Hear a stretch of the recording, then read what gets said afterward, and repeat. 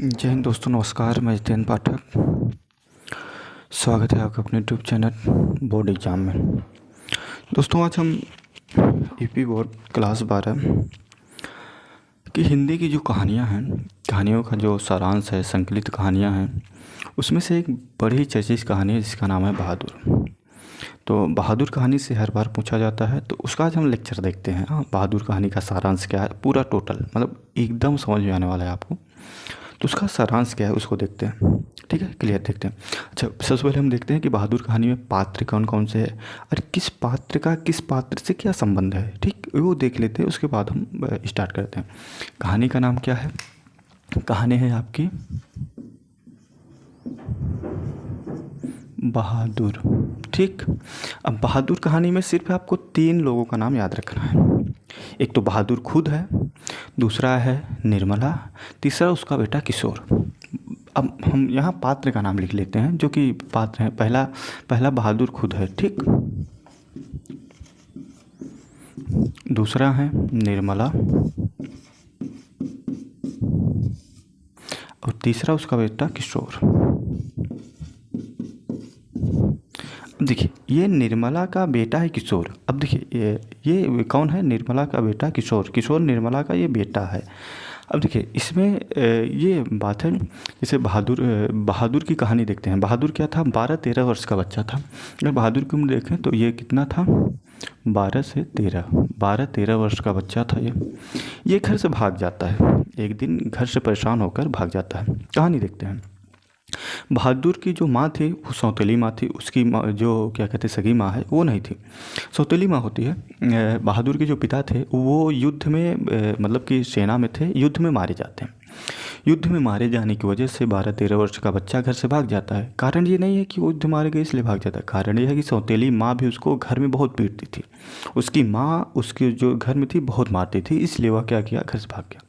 घर से भागता है तो एक मध्यम परिवार में जाकर वो नौकरी कर लेता है। मध्यम परिवार का मतलब ये होता है कि मतलब एक ऐसा परिवार जिसके मतलब जिसको किसी नौकर की ज़रूरत होती है, किसी बच्चे को, जैसे घर का काम करना, मान लीजिए झाड़ू पोछा करना, बर्तन साफ करना, खाना बनाना वगैरह वगैरह, जो भी घर के काम होते हैं। ठीक, तो बहादुर घर से भागता है, 12-13 वर्ष का। उसके पिता क्या कहते नहीं है। भागने का कारण है कि सौतेली माँ उसको पीटती थी।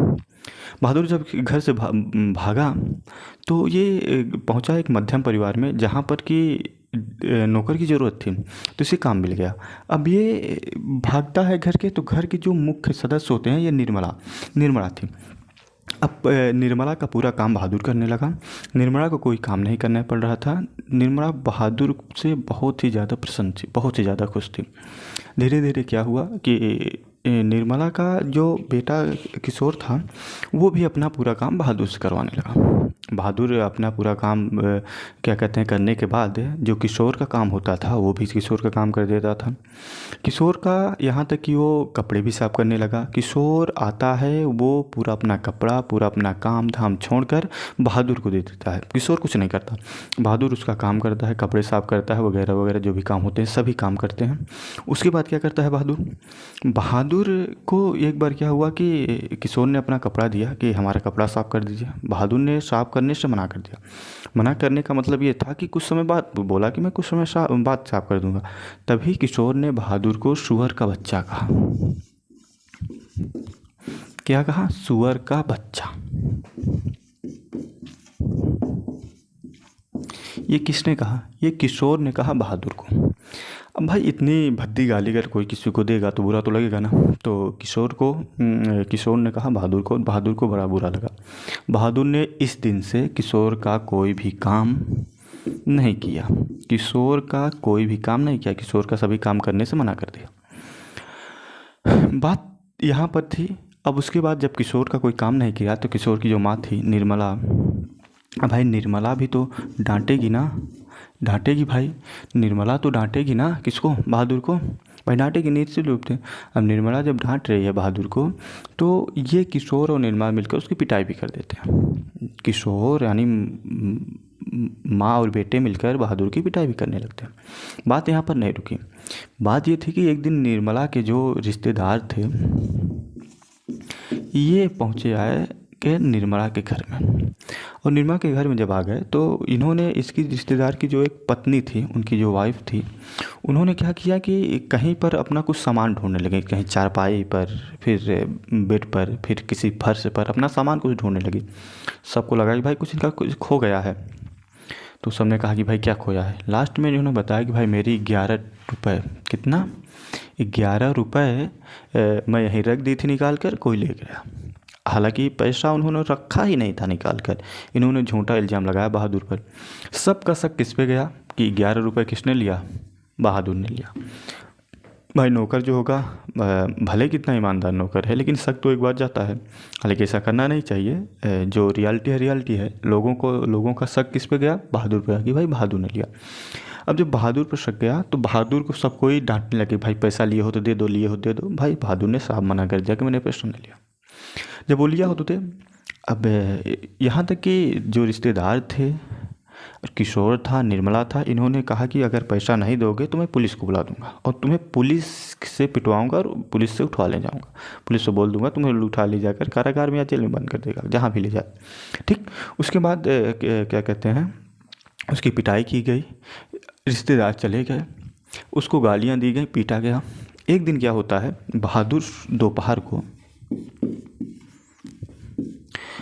दोपहर को घर से भाग जाता है। किस घर से, निर्मला के घर से। निर्मला के घर से बहादुर दोपहर ही भाग जाता है, बिना अपना कोई सामान लिए। मतलब अपना चप्पल तक नहीं ले जाता, अपने कपड़े तक नहीं ले जाता, जो पहना था वही लिए भाग जाता है। इसलिए भाग जाता है क्योंकि उसके जो ईमानदारी है ना, ईमानदारी पर शक किया गया, उसके ईमानदारी पर बात की गई। उसने पैसा लिया नहीं था, फिर भी उसको कहा गया कि भाई तुम ही पैसा लियो, पैसा नहीं वापस करोगे तो मैं क्या कहते हैं पुलिस को बुला दूंगा। भाई जो पैसा लिया हो तो वापस करे एक बार। भाई जब लिया ही नहीं तो कहाँ। बहादुर दोपहर में बिना बताए सबको भाग गया। जब भाग गया तो बहादुर की क्या कहते हैं, जब खबर पहुंची कि घर में 1-2 घंटे बाद देखा गया कि बहादुर नहीं है। फिर जब निर्मला के जो पति थे वो ऑफिस से आए तो उन्होंने कहा कि भाई बहादुर कहाँ है। तो निर्मला ने बताया कि बहादुर तो भाग गया। निर्मला ने बताया कि बहादुर तो भाग गया। किशोर, निर्मला और उनके पति तीनों लोग मिलकर काफ़ी विलाप किए। विलाप का मतलब बहुत दुखी हुए कि यार, मतलब मैंने बेमतलब एक बच्चे को सताया, इस उल्टा